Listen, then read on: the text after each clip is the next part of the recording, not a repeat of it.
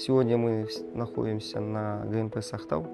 Наш визит связан с тем, что сегодня наливается первый танкер из ресурсов КМГ «Кашаган-БВ».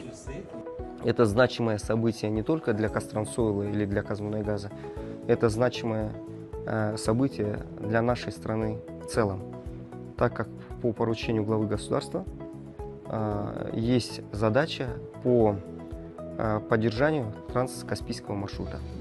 Мы сегодня отправляем наш первый танкер «Тарас» нефтью с месторождения Кашаган через Каспийское море, далее по нефтепроводу Баку-Тбилиси-Джейхан.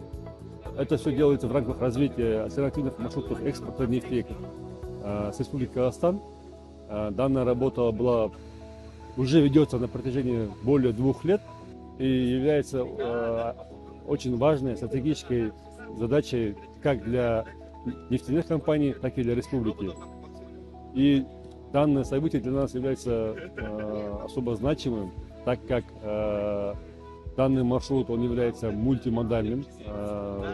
Перевозка железнодорожным транспортом, морем, далее трубопровод, и выходим на международные рынки, и продажа нефти будет с порта Джейхан.